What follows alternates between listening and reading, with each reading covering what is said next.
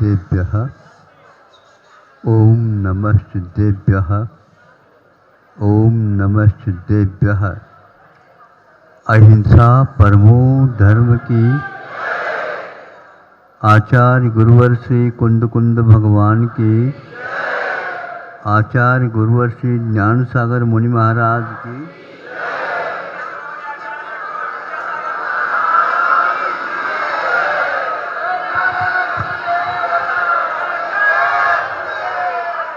अब देखो, हमें अंतर्मुखी होकर के कुछ सोचना चाहिए। वह सोच बहुत कठिन होती है। सोचना बहुत कठिन होता है, क्योंकि जब हम सोचते हैं तो पंचेंद्र के विषय छूट जाते हैं और उसका मर्म हमें समझ में आ जाता है भीतर का। यही मोक्ष मार्ग में श्रमण लोग, त्यागी ज्ञानी लोग करते रहते हैं, किंतु आप लोग सालंबन के माध्यम से आलम्बन सहित होकर के, जैसे अभी अर्घ चढ़ा रहे थे, नहीं समझे? उन्होंने, जिन्होंने चढ़ाया, उन्होंने आपकी ओर उसका मुख कर दिया है। अब उससे वह ढक गया, हम तो नहीं देख पाएंगे उसको, और वह सब लोगों को दिखेगा। किंतु उधर से संकेत आता है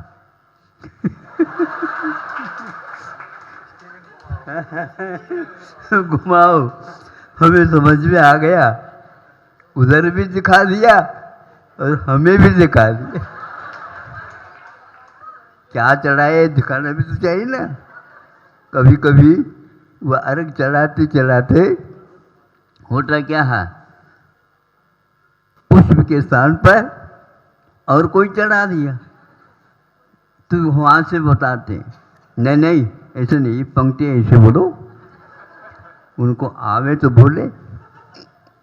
इसलिए अर्थ सहित जब हम पूजन आदि करते हैं अथवा चिंतन करते हैं और उसके फलानुभव भी जानते हैं, तो निश्चित रूप से उसमें चार चांद लग जाते हैं।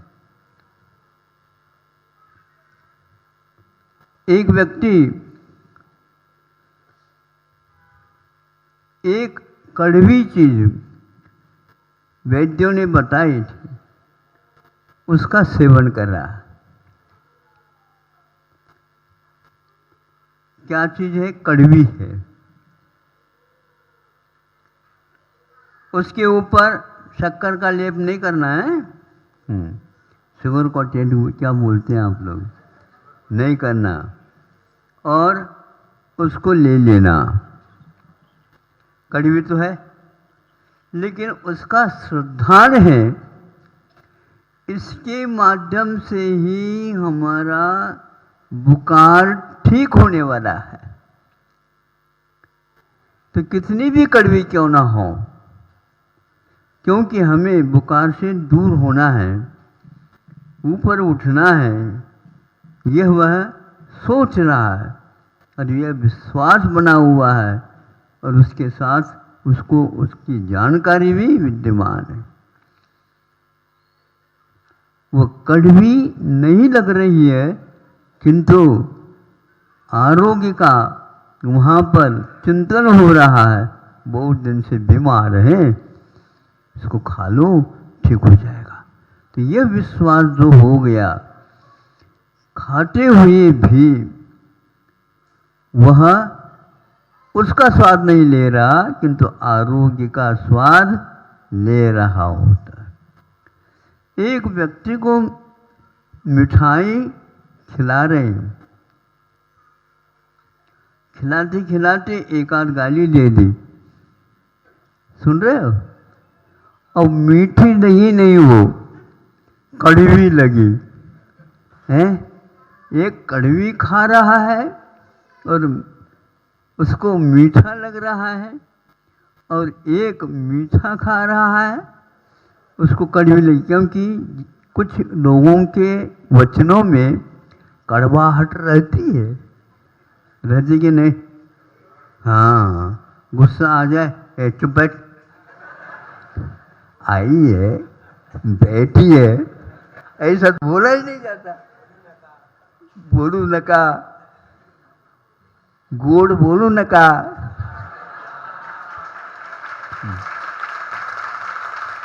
अधूरा बोलते हो आप लोग। बोलू नका क्यों कहते? गोड़ बोला, इसका अर्थ ये है कि हमारे भावों में कितना वैचित्र्य है। तो एक औषधि के रूप में स्वीकार कर रहा, और एक व्यक्ति मीठे होते हुए भी वचनों के कारण उसको कड़वाहट का अनुभव हो रहा है। यही समझना, यही एकमात्र रहस्य है मोक्ष मार्ग में, और कुछ भी नहीं होता। कुछ लोगों ने इसको हवा बना दिया, बहुत स्वाध्याय, बहुत कठिन। अरे स्व अध्ययन, इसका नाम स्वाध्याय है। अपना अध्ययन किया जा रहा है, अपने भले के लिए किया जा रहा है, उसमें कठिन क्यों? ये तो स्वभाव है, स्वभाव है, तो वहाँ हमेशा हमेशा हमारे लिए बहुत ही सुख का कारण है। इसलिए आप लोग थोड़ा सा स्वाध्याय किया करो, अथवा जो स्वाध्याय करते हैं उसको सुना करो, और जो सुनते हैं उनके पास जा कर के कुछ मर्म की बात किया करो। इसका अर्थ क्या है और क्या अर्थ हो सकता है? इस प्रकार हम एक दूसरे के सहयोग लेकर के चलते हैं, तो स्वाध्याय किए बिना भी इस स्वाध्याय का फल अवश्य मिलता है उसको। वहाँ पर बैठे रहते हैं गुफाओं में श्रमण लोग, और वहाँ पर कोई भी विषय है ही नहीं, पंचेंद्र विषय, एकांत रहता है, किंतु उनका चिंतन रात दिन इसी ओर रहता है। इसको बोलते हैं श्रामण्य। आप लोगों को याद नहीं होता, ये नहीं किया जाता है, तो कोई बात नहीं, इस प्रकार मन लगा करके पूजन कर लिया। चढ़ा रहे मिठाई किंतु नैवेद्यम निरूपामी स्वाहा। इसने कितना बड़ा उसको श्रद्धा और रुचि है कि आज पूजन बहुत मन लगा करके हमने किया। भले ही इतना सामान जो है ना चढ़ाना पड़ा, लेकिन ये निमित्त है, ये आलम्बन है। उसी प्रकार हम भी आप लोगों से भी ज़्यादा मीठा खा लेते हैं। महाराज आप मीठा तो लेते नहीं, मीठा बहुत खाता रहता हूँ मैं, और यहाँ आप लोग तो रात में नहीं खाएंगे, हम तो रात दिन खाएंगे। भगवान के द्वारा बताया हुआ मार्ग जो आचार्यों के द्वारा हमारे सामने है, उसका उन गाथाओं का जब चिंतन करते हैं, उसमें जो रस आता है, आप जीवन पर्यंत रस लेते रहो, फिर भी आपको नीरसता का ही अनुभव होगा। और हमारे यहाँ नीरसता में रस भरा हुआ रहता है। रस उस वस्तु में नहीं है, किंतु रस उसके भावों के ऊपर आधारित है। सर्प यदि काट जाता है तो उसके लिए नीम खिला दो, नीम पत्ते, तो वो भी उसको मीठे लगते हैं। यह जहर का प्रभाव है। इसलिए श्रमण हमेशा हमेशा उन विषयों से बचे रहते हैं, इसलिए उनको नीरसता और सरसता जो बाहरी है उससे कोई मतलब नहीं रहता। कि हाँ, एक एक दिन एक एक दिन के एक एक पल उसका वो अपव्यय नहीं करते हुए इसका रस लिया करते हैं। धन्य है ऐसे मुनि महाराज जो कि हमारे लिए भी वर्षों हो गए, लेकिन उनकी गाथाएं, उनकी कृतियाँ, उनके पुराण आदि ग्रंथ हम लोगों के काम में आ रहे हैं। आ रहे हैं क्या नहीं? हाँ, तो ये फूकट में मिल गया, उनको भी फूकट में मिला था, इसलिए वो परिग्रह न बना करके इसको भी एक प्रकार से मोक्ष मार्ग में उपकरण के रूप में स्वीकारा है।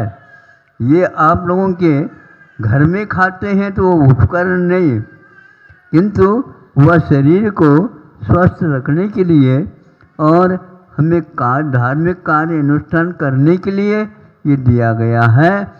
किंतु यह जो त्याग किया, ये त्याग एक प्रकार से उसके प्रति जो राग है उस राग को कम करने के लिए किया है। श्रावक अभी कुछ त्याग नहीं किया, लेकिन दोनों हाथों में लड्डू ले रखा है, एक चढ़ाने के लिए और एक यहाँ चढ़ाने के लिए, दो बातें हैं। इसलिए ये धीरे धीरे चढ़ाते चढ़ाते फिर उसका भी वह त्याग करके पूर्ण रूप से व्रत का पालन करता है। इसलिए वस्तुओं में कड़वाहट, वस्तु में मीठापन आदि नहीं रहते, किंतु वचनों में भी कड़वाहट आ जाती है। और वचनों में यदि आइए बैठिए सब ठीक है ना भी कह रहे हैं रहे ना नहीं समझे, ठीक है ना, ऐसा नहीं बोलते, ठीक है ना। छोटा सा लड़का भी वह कूदने लग जाता, हमें पूछा गया, और यदि मान लो नहीं पूछते तो वह रूठ जाता है। रूठना समझते हो, गुस्सा नहीं करना, किंतु रूठने का अर्थ ये होता है उसकी उस समय गौणता कर देना, वहाँ नहीं जाना, फिर बाद में लड़का क्यों नहीं आया, तुमने तो ऐसा कहा था इसलिए वह रूठ गया। तो कभी कभी माँ भी रूठ जाती है बच्चों से, बच्चा सोचता है कि भैया अभी मत जाओ, वो माँ रूठी है। हाँ, जब ठीक हो जाएगा उसका दिमाग तो धीरे से चली जाएगा। हाँ, ऐसे ही करना चाहिए। हाँ, नहीं समझे, नहीं तो पास आ जाए तो मिलेगा बिस्किट। हाँ, इस प्रकार हम दूसरे के भावों को भी देखें, अवसर को भी देखें, क्षेत्र को भी देखें, नहीं समझे। यदि माँ जो कहती है उसके अनुसार यदि लड़का नहीं करता, फिर देखो क्या दिखता है।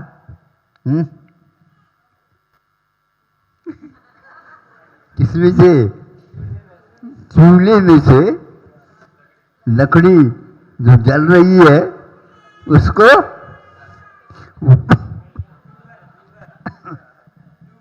लूहर बोलते हैं इसको। आज तो कोई भी लकड़ी भी नहीं देखता, कोयला भी नहीं दिखता, किंतु गैस है। गैस की बीमारी सबके पास है। सोचो, विचार करो, ये है अवसर का काम है। इसलिए जैसा देश वैसा वेश, अन्यत्र नहीं करना, हमेशा नहीं, क्योंकि देश के अनुसार चलते हैं, इसका अर्थ अपने को भाव प्रधान बना करके चलना चाहिए। फिर भी व्यवहार कुशलता से अवश्य ही निश्चय का लाभ हो सकता है, हो ये नियम नहीं। समय आपका हो गया। अहिंसा परमो धर्म की। ओम नमः सिद्धेभ्यः, ओम नमः सिद्धेभ्यः, ओम नमः सिद्धेभ्यः। अहिंसा परमो धर्म की। आचार्य गुरुवर श्री कुंद कुंद भगवान की। आचार्य गुरुवर्षी ज्ञान सागर मुनि महाराज की। जले परम पूज्य संत सुरमणि आचार्य भगवान विद्यासागर जी महामुनि राज जी की, समस्त आचार्य संघ की।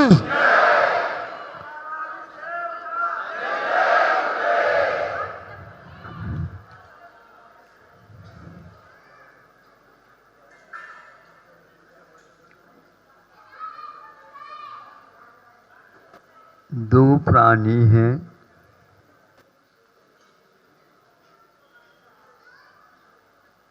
और उनमें भेद भिन्नता है। अज्ञान के कारण एक शुभ की ओर प्रवृत्ति करता है, अशुभ की ओर प्रवृत्ति करता है, और एक श्रद्धा अथवा ज्ञान होने से शुभ की ओर प्रवृत्ति करता है। दोनों जीव एक परिवार के हैं मान लो, अथवा और कोई जीव जंतु मान लो। ऐसा भेद क्यों होता है?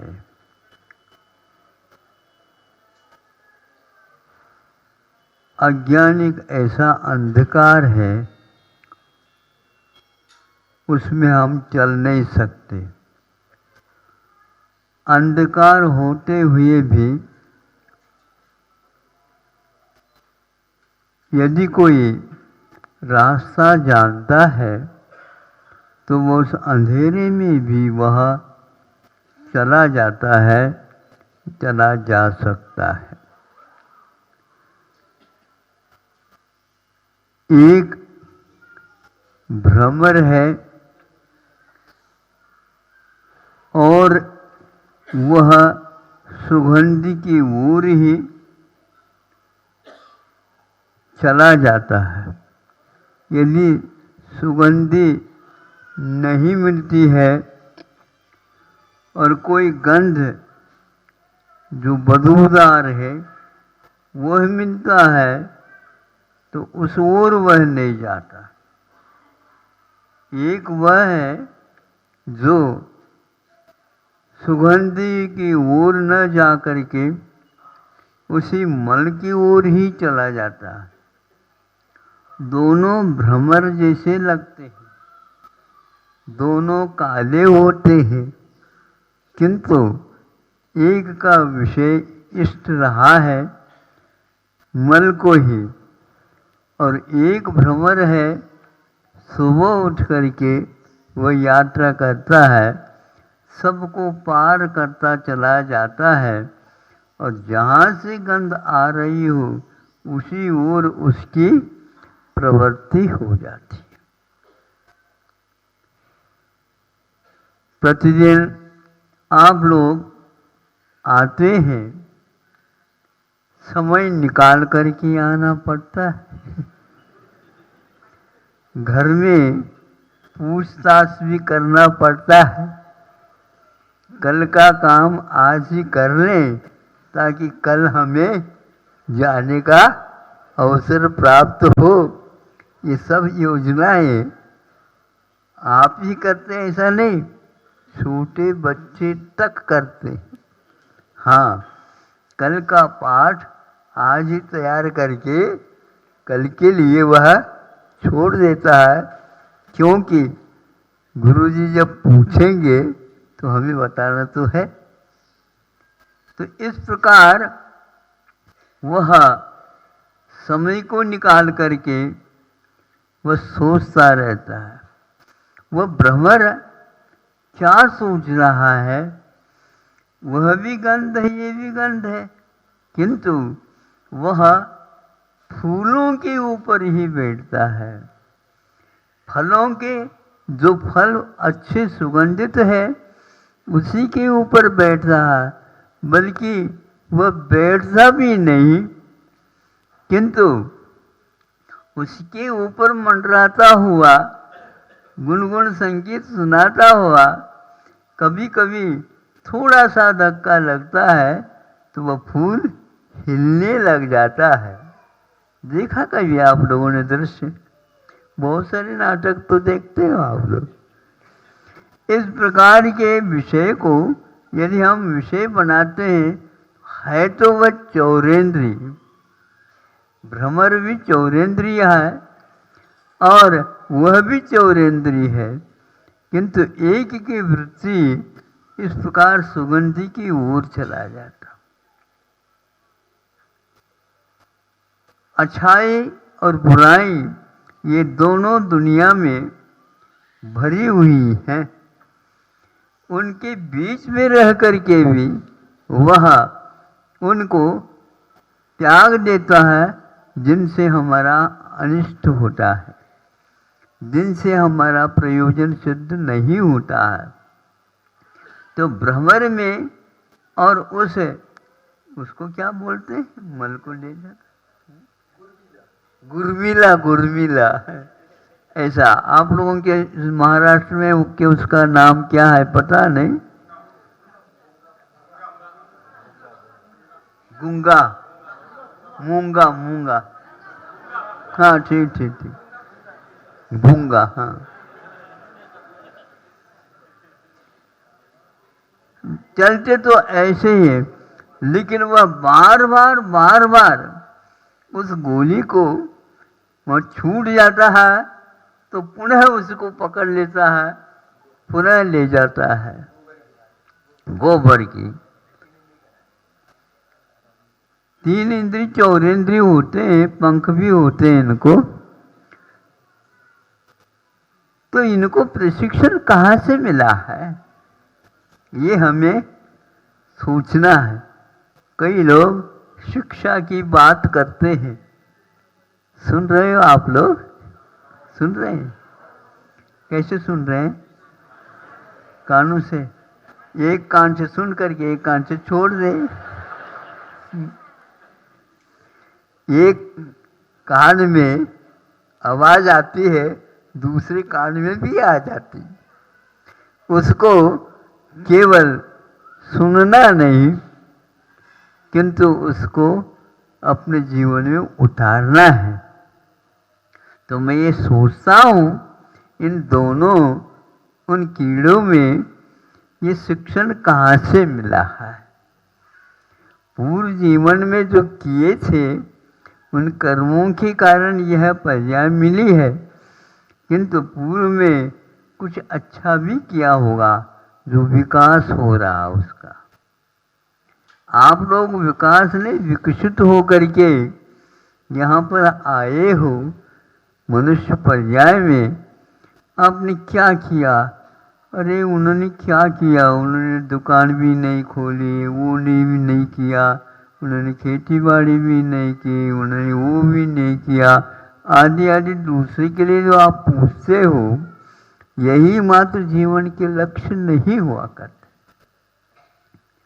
कल नहीं परसों बताया था चक्रवर्ती कभी दुकान नहीं खोलता, लेकिन जो दुकान खोलते हैं वैश्य वो कैसे खोले हैं इसको भी देखता रहता है, अथवा व्यक्तियों को लगा देता है ये कैसे कर रहे हैं देख लो, नहीं तो लूट कर लेंगे तो गड़बड़ हो जाएगा। प्रजा का हित जो है लूट खसोट के साथ नहीं हो सकता, इस प्रकार वह उसको देखता रहता है। इस फिर भी उनके लिए मौलिक वस्तुओं का लाभ चढ़ावा के रूप में आ जाता है। हे राजन, ये आपके लिए है, मैं इसका पात्र नहीं हूँ, इसलिए ये आपके लिए ही अर्पित है। वह उसको हाथ से छूता तक नहीं है और वह इशारा करता है, अथवा पहले से ही रहते हैं तैयार, वो उसको राजकोष में भर देते हैं। और राजकोष कितना है क्या है ये पूछता है, ये काम करना है।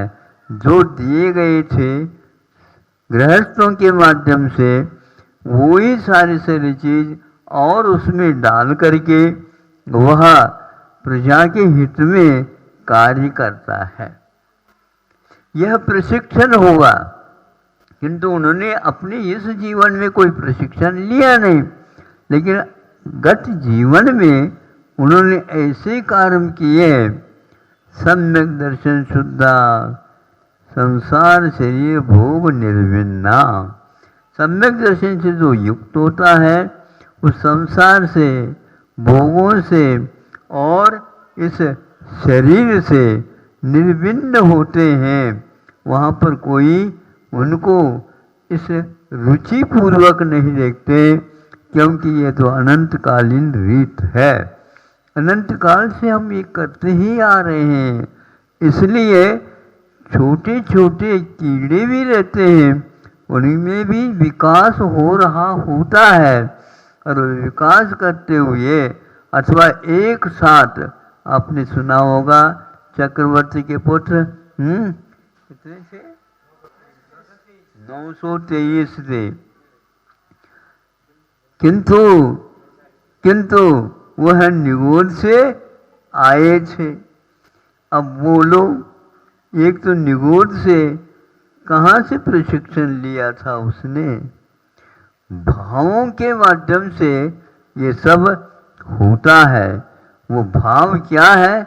बहुत आरंभ और बहुत परिग्रह, ये नरक के लिए कारण होता है। तो उन्होंने बहुत आरंभ बहुत परिग्रह की इच्छा न करते हुए संतोष धारण किया होगा, और निगोद में कैसा संतोष?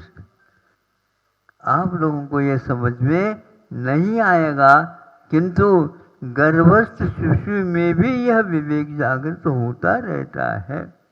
विवेक से, ये समझने से या शास्त्रों के अध्ययन करने से, गुरुओं से सुनने से ये सब कुछ ज्ञात होता है।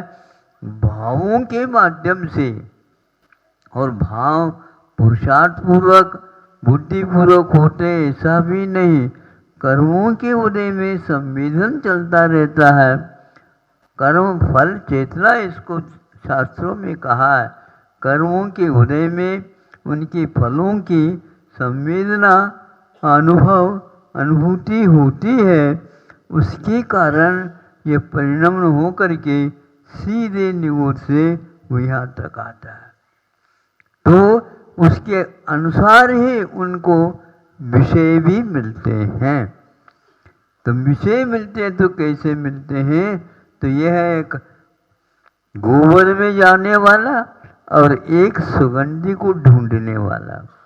उपवास कर सकता है वो, किंतु गोबर के उस ढेर के ऊपर वह भ्रमर नहीं बैठेगा।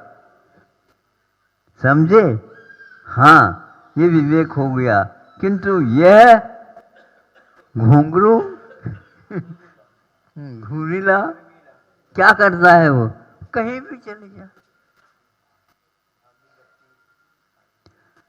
इसलिए छोटी उम्र में भी कुछ लोगों को ऐसा भाव जागृत होता है, वह 80 साल को भी नहीं हो पाता। अब 80 साल वाला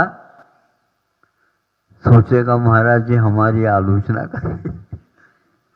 आलोचना नहीं कर रहे हैं, क्योंकि वह 8 साल का रहे फिर भी वह इस ओर आता है। और आप यदि मान लो 80 साल के भी हो गए, 10 गुना ज़्यादा है, फिर भी वह विवेक का नेत्र नहीं खुला। आप लोगों को चाहिए, इन आँखों से तो पंचेंद्रिय विषयों का ही ग्रहण होता है, किंतु भीतरी आँख खुलती है तब वह 80 साल में भी खुल सकती है, नीचे भी खुल सकती है और नहीं भी खुल सकती।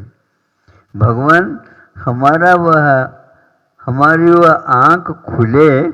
और विवेक के साथ आप लोगों ने श्रीफल चढ़ाया होगा, श्रीफल में भी आँख रहती है, कभी देखा? हाँ, वो क्या है? इसी प्रकार एक भगवान है, एक काव्य ख्याति में ये कहा जाता है, एक मुक्कन्ना मूर कन्नगु ಯಾರಿಗೆ ಇರುತ್ತವೆ ಅವರ ಹೆಸರು ಮುಕ್ಕಣ್ಣ. क्या समझ में आ गया? ताली में क्यों बजाए? महाराज ये हमें समझ में नहीं आए तो ताली बजा रहे. कन्नड़ है. मराठीमध्ये सांगा. त्याचा अर्थ करून घ्या आपण. उसमें 3 आंख होते हैं, लेकिन तीसरी आंख जिसको खुली हुई रहती है उसको एक प्रकार से भगवान परमात्मा कहा जाता है.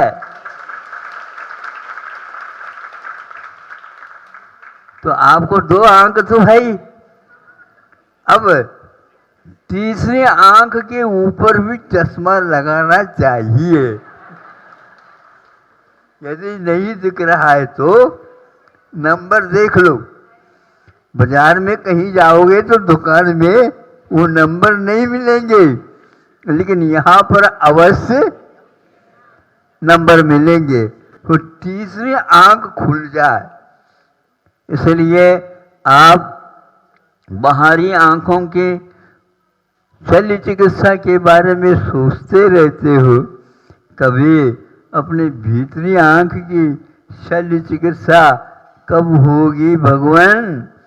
और आप जैसे हम भी 3 आंख वाले हो जाएं, ये 2 आंख तो काम नहीं करेगी, खुली रहेगी, किंतु भीतरी आंख ज्ञान की वो खुल जाएगी, जिसके द्वारा सालों का नाम त्रिलोक का नाम यद विद्या दर्पणायते. महाराज जी रत्नगुण श्रावकाचार्य का आप लोगों को स्वाध्याय सुना रहे हैं और करा रहे हैं.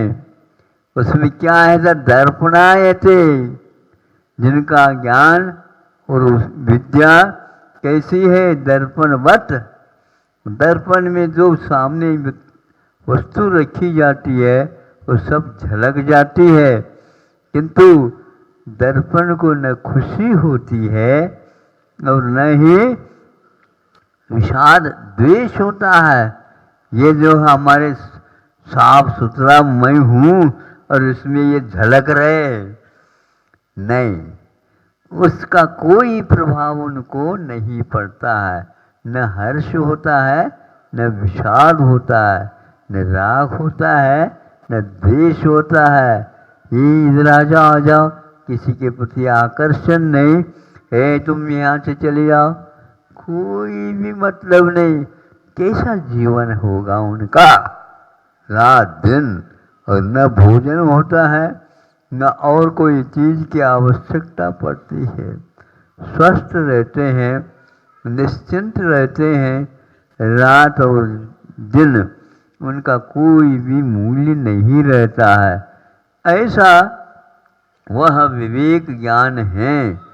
सबको इस प्रकार की आंख मिले ऐसी भावना आप करते हो तो भी उसके द्वारा अपना कल्याण कर रहे होते हो.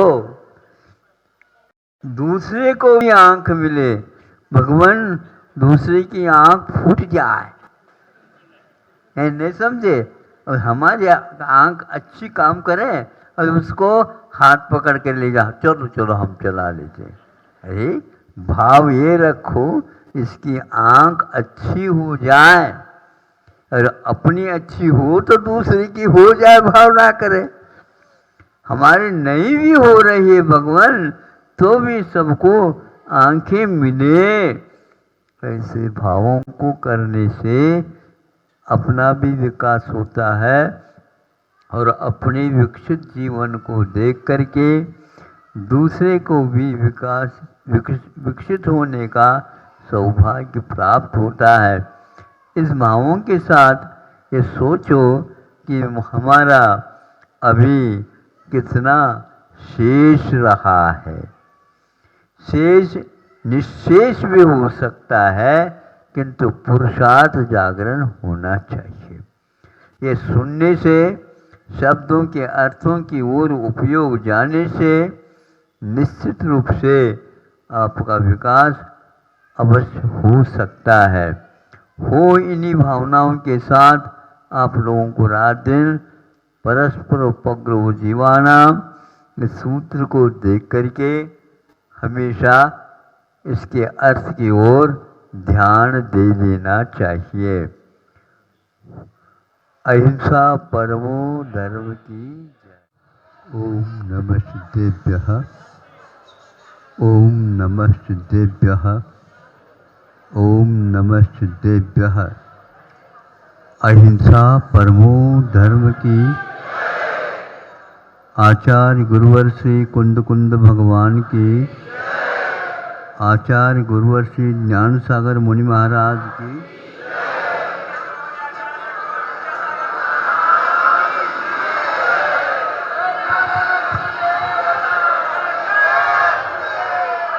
समुद्र का जल तपता है, नदी नालों का जल भी तपता है, और ऐसा तपता है गर्मी के दिनों में वह बाष्प बन करके ऊपर की ओर चला जाता है। अब वह पानी नहीं रहा। यदि पानी होता तो वह नीचे की ओर आता। उसका नाम निम्नगा कहा है। संस्कृत में पानी नीचे ही गिरता है, ऊपर नहीं जाता। लेकिन पानी जब तपता है तो वह बाष्प बन करके ऊपर चला जाता।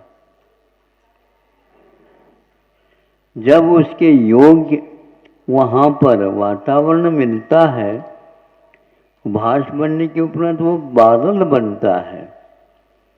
इस प्रकार इसका परिवर्तन ज्येष्ठ मास में आदि तीव्र गर्मी के कारण हो जाता है। जब उसके योग्य ठंडक मिलता है तो वहाँ पुनः पानी बनकर बरसने लग जाता है। अब वह पानी जो बरसा है वो शुद्ध था, सात्विक था। उसके बारे में बताया जाता है वो यदि धरती को नहीं छूता है, ऊपर ही उसका यदि सार संभाल किया जाता है, संग्रह किया जाता है, लीवर को भी ठीक कर सकता है, हार्ट के लिए भी बल प्रदान कर सकता है, नेत्र ज्योति के विकास में भी वो कारण है, और पेट संबंधी कोई रोग हो उसको वह शांत उपशमित कर सकता है। और भी कई उसके गुणधर्म हैं। यदि वह आप बैठे और उस समय वर्षा हुई, यदि पहली वर्षा है तो सुनते हैं अनेक प्रकार के शरीर में जो कोई रोग है, चर्म रोग आदि, वो सबको वह ठीक कर देता है।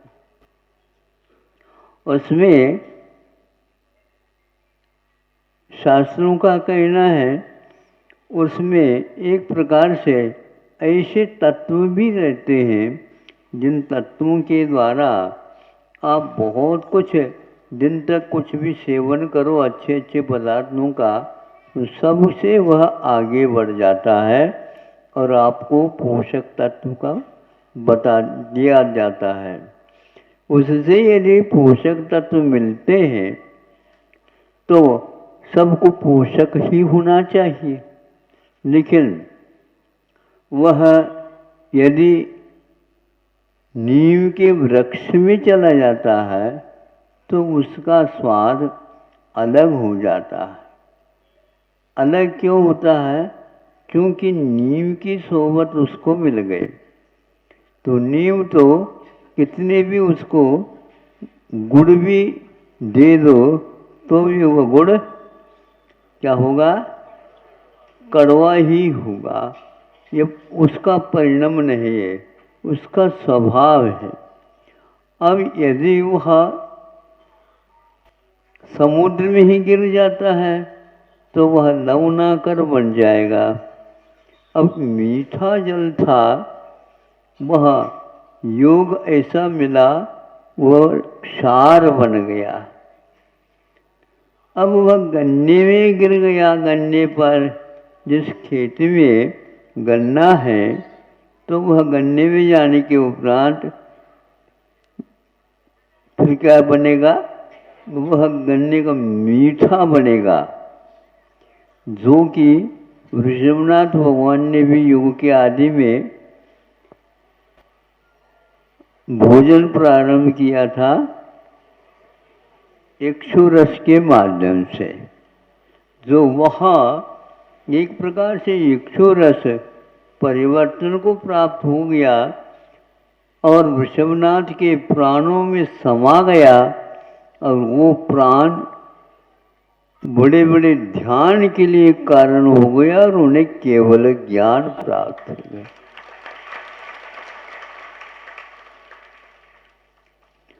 सर्प के मुख में चला गया वह पानी जल, तो वह विष बन जाता है। इसी प्रकार संसारी प्राणी जैसे संगति करता है, वैसा ही उसके जीवन में वो परिणाम आ जाते हैं। यदि वह लवणाकर में तो गिर गया, लेकिन वहाँ पर सीप था, उस सीप में गिर जाता है, तो वह क्या बन जाता है? मोती बन जाता है, और वह पूजन के काम में आ जाता है। और आप लोग उसको चढ़ाते हैं, और आप लोग उससे भी ज़्यादा महत्व दे करके अपने गले का हार बना लेते हैं। देखो कहाँ का प्राणी क्या क्या पा जाता है संगति के माध्यम से। आप लोग इसलिए प्रतिदिन प्राय करके पूजन करने वाला शास्त्राभ्यासो कहता, जिनपति नुति जिनेन्द्र भगवान की स्तुति चाहता है, आर्यों के साथ वो संगति भी रखना चाहता है। आदि आदि उसमें किया है, बताया। भगवान हमारे लिए आर्य के साथ रहने का योग मिले। क्या होता है इससे? आर्य जो है गुणवान होता है, वह अहिंसक होता है, और वह मुमुक्षु होता है। वो छोड़ना चाहता है संसार को, क्योंकि संसार में सुख नहीं।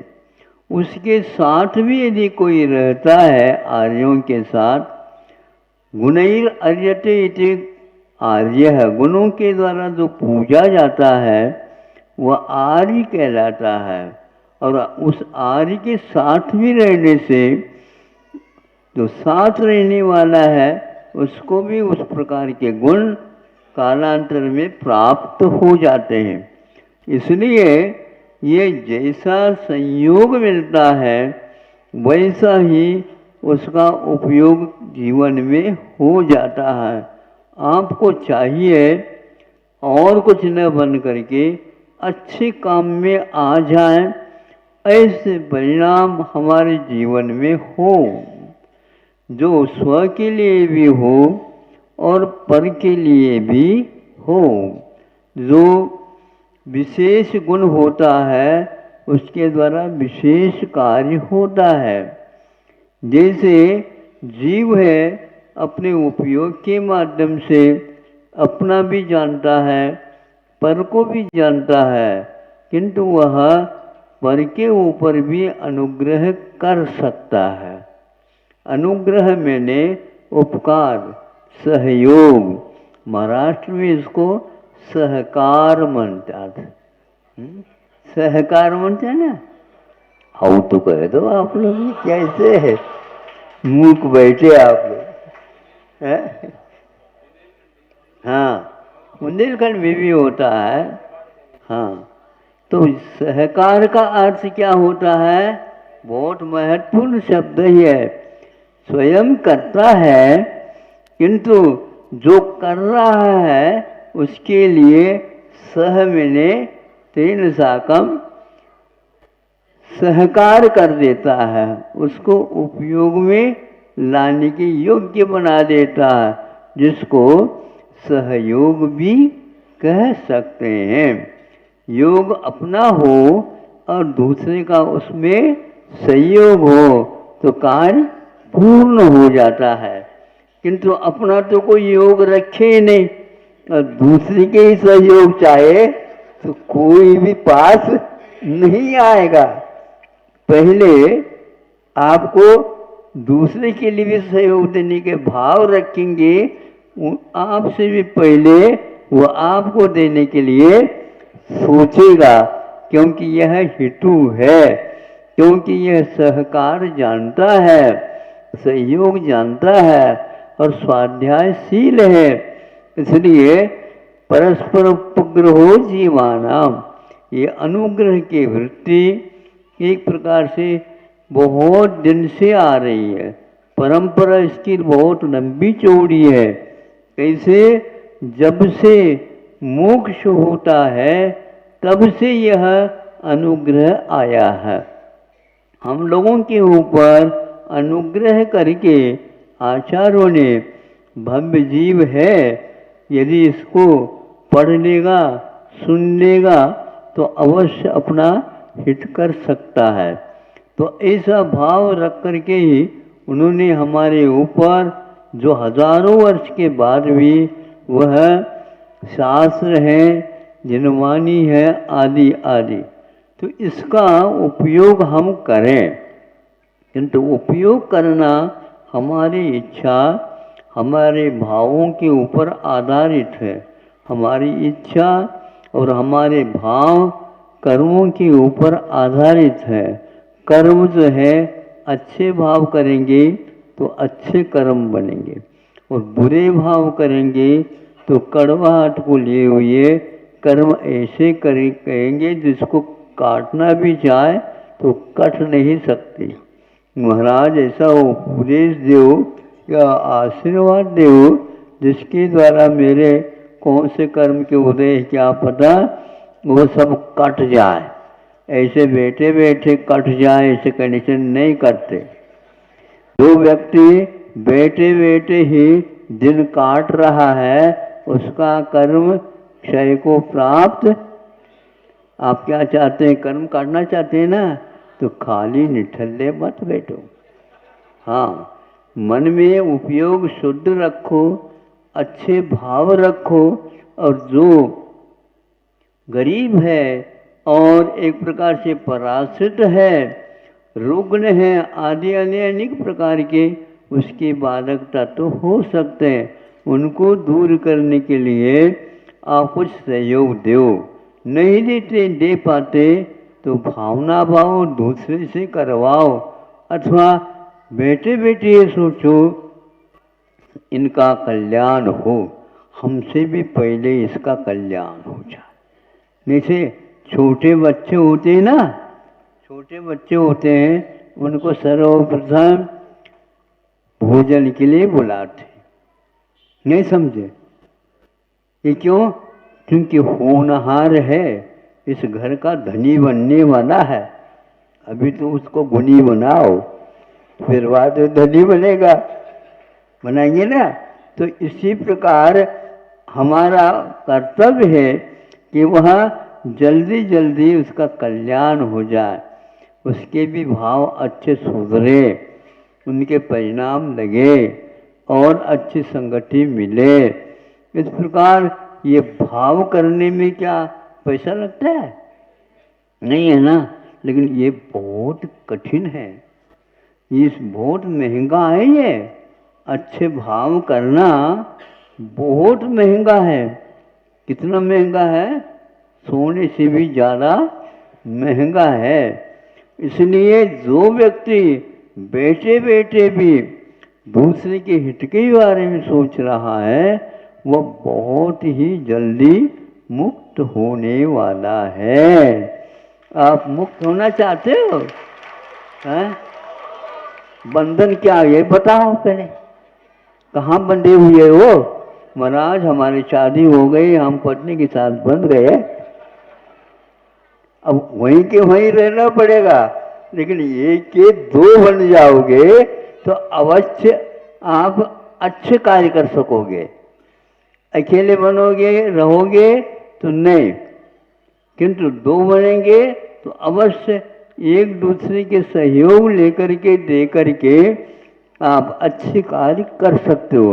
इस प्रकार आप एक समूह भी तैयार कर सकते हो और उसके द्वारा अनेकों का उद्धार कर सकते हो। लेकिन अपने उद्धार का जिसे चिंता है वही व्यक्ति इस प्रकार का कार्य कर सकता है। गर्भस्थ शिशु का पोषण कैसा होता है? तो माँ के ऊपर आधारित है। माँ उस प्रकार के आहार पानी आदि कर लेती है जिसके द्वारा गर्भस्थ शिशु का पालन पोषण पुष्टि होती है और समय पर उसे जन्म दिया जाता है।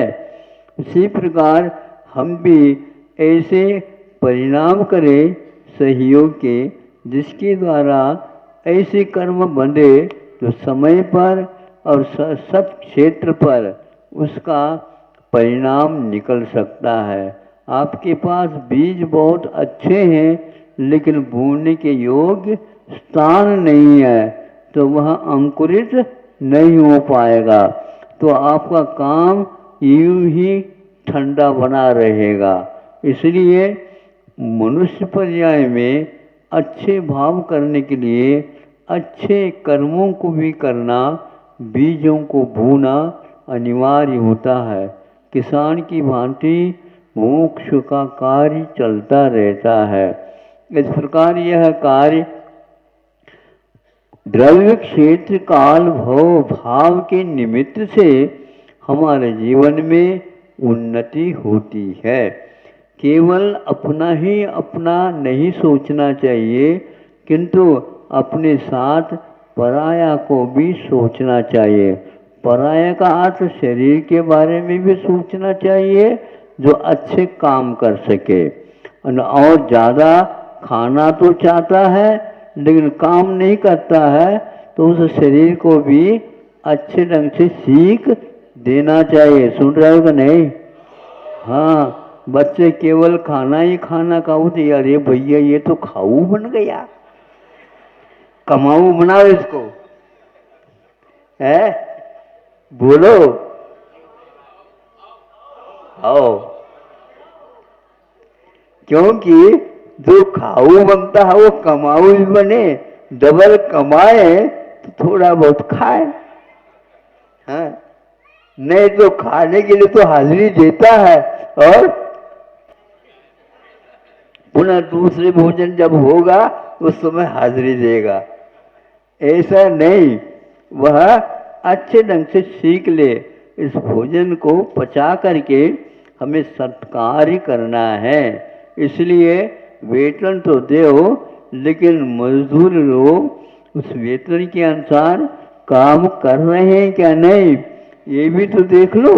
नहीं है तो आप भी अब मजदूरी करने लग जाओ। हाँ, बिल्कुल घर मिट जाएगा, परिवार मिट जाएगा, आपके साथ कोई भी रहना नहीं चाहेगा यदि आप कमाऊ नहीं है।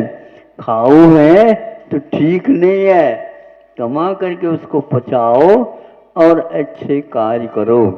इस प्रकार ये है आपके सामने आज का वक्तव्य।